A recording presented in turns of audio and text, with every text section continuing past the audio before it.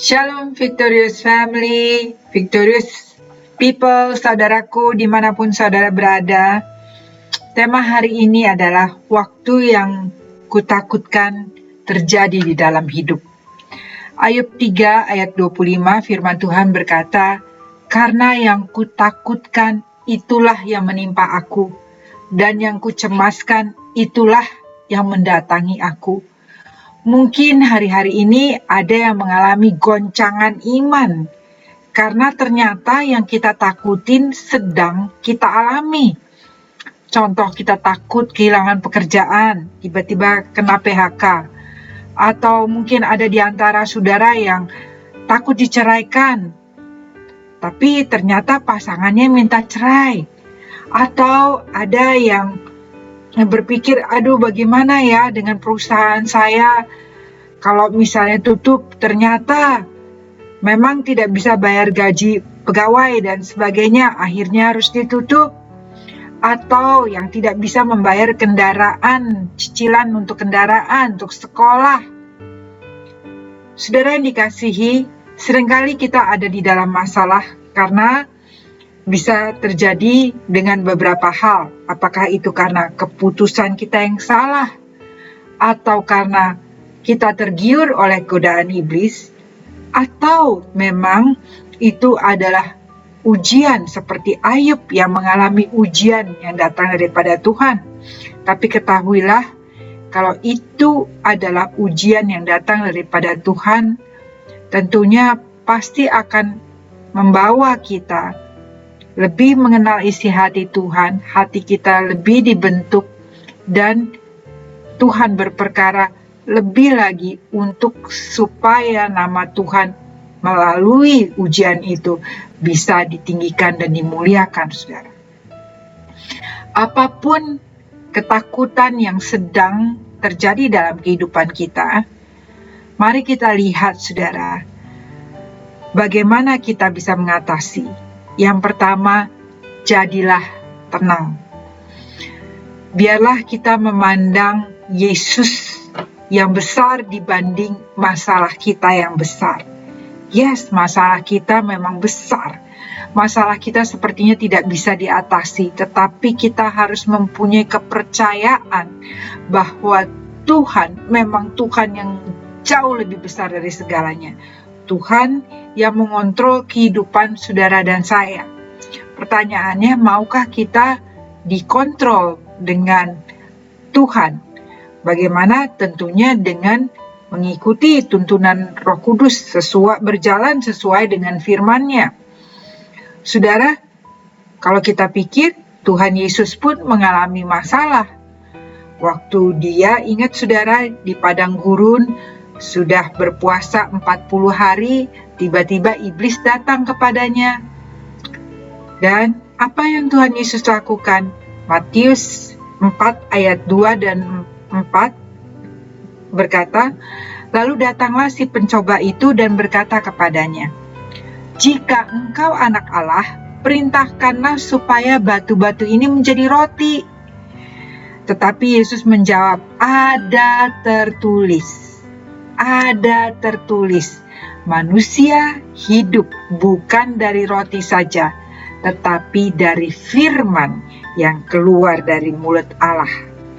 Saudara yang dikasihi, firman Tuhan itu bukan untuk pengetahuan kita saja, tetapi firman Tuhan itu harus diterapkan, harus diikuti. Saudara, zaman sekarang, saat-saat ini banyak sekali yang suka naik sepeda ya. Dan peraturannya untuk naik sepeda harus pakai helm. Tapi banyak yang tidak mau. Bagaimana kalau tiba-tiba jatuh kepalanya berdarah? Jangan salahkan Tuhan, saudara. Karena kita sebenarnya sudah tahu apa yang seharusnya kita lakukan. Adik saya, saudara, belum lama ini sedang naik motor malam-malam. Waktu dia naik motor, ada tiba-tiba orang yang motong jalannya, dan dia hanya berkata, "Hei, hati-hati dong." Tahu apa saudara yang terjadi? Tiba-tiba orang itu berhenti, ya, dan keempat temannya yang juga naik motor itu turun Jadi mengelilingi adik saya, lalu langsung memukul 5 orang lawan 1. Adik saya dipukul, ditendang, dia tidak membalas, saudara, tapi dia hanya berdoa. Sampai mereka puas memukulnya, lalu ditinggalkan.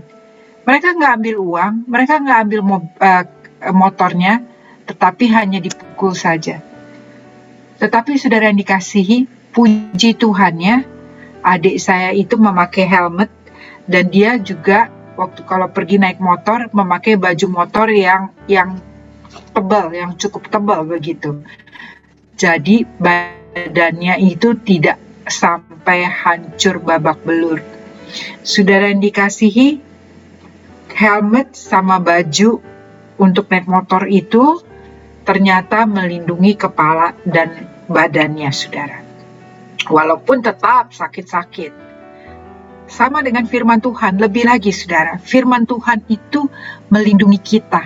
Firman Tuhan itu menuntun kita kepada kebenaran, kepada keberhasilan, kepada keberuntungan, kepada kebenaran itu sendiri. Sehingga kita bisa maksimal, saudara. Sehingga masalah besar tidak menimpa kita. Saudara yang dikasihi, biarlah kita mengikuti jalan-jalan Tuhan. Dan poin yang kedua, bagaimana kita mengatasinya? Kita cek dan recheck. Maksudnya apa? Cek kehidupan kita, selidiki motivasi kita, kehidupan kita, keputusan kita.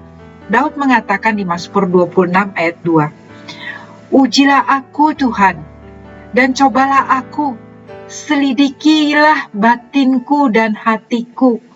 Mari kita bertanya kepada Tuhan untuk meminta, untuk kita menyelidiki kehidupan kita. Apa yang kita lakukan? Kenapa kita ada di dalam masalah seperti ini? Kita evaluasi, saudara. Dan tentu kalau kita tahu kesalahan kita di mana, kita harus adjust. Contoh, saudara, suami saya beberapa saat yang lalu ditawarin untuk menerima uang puluhan ribu US dollar. Ya, ini sudah lama, saudara. Tapi sekarang pun juga masih banyak ya. Tapi dengan satu syarat, suami saya harus tanda tangan dokumen, surat, ya. Tetapi suratnya itu tidak benar, saudara. Sebenarnya tidak menguntungkan perusahaannya. Apakah kita tidak perlu uang? Tentu saat itu, apalagi waktu itu saya baru melahirkan anak kembar 3, anak saya ada 4, banyak kebutuhan-kebutuhan. Ya tentunya butuh uang dong, tentunya mau dong. Tetapi persoalannya di sini bukan soal maunya. Apakah waktu kita melakukan terima uang itu uang bersih, atau justru uang itu akan membawa kita kepada kehancuran? Singkat cerita, saudara, suami saya memutuskan untuk tidak tanda tangan. Ya tentunya tidak dapat dong uangnya. Tetapi kami memilih untuk tidak bermain-main dengan dosa.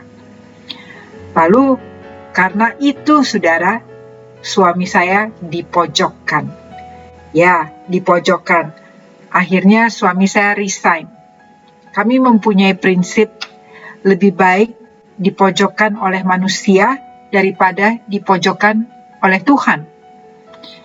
Dan saudara yang dikasihi, ternyata sesudah kurang lebih 1 tahun, apa yang terjadi?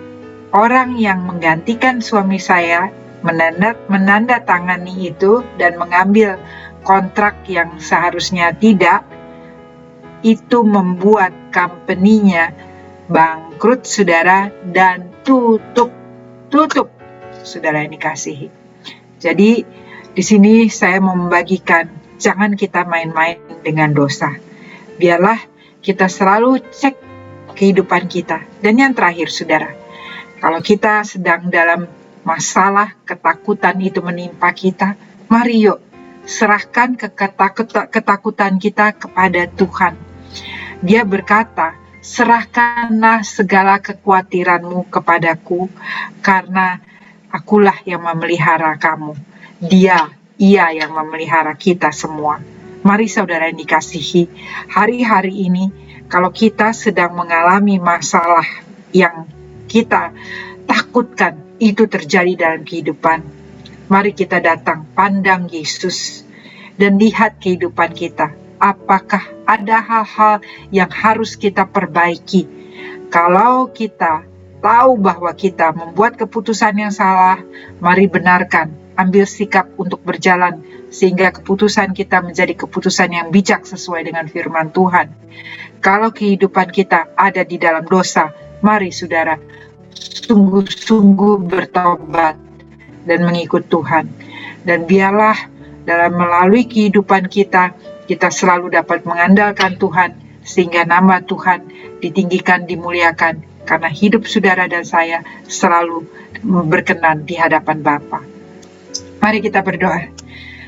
Bapa di surga, kami mengucap syukur untuk tuntunanmu, untuk pimpinanmu dalam kehidupan kami. Kami percaya Tuhan, kalau ada di antara kami yang saat ini sedang mengalami ketakutan karena masalah yang terjadi, Tuhan, kami mau memandang Engkau yang besar. Kami percaya Engkau yang mampu, Engkau yang mengendalikan hidup kami, Engkau yang memimpin kami kepada jalan kebenaran. Tuhan, biarlah juga saat ini pun kalau ada di antara kami yang masih hidup di dalam dosa, Tuhan, kami mau bertobat sungguh-sungguh dan mengikut Engkau.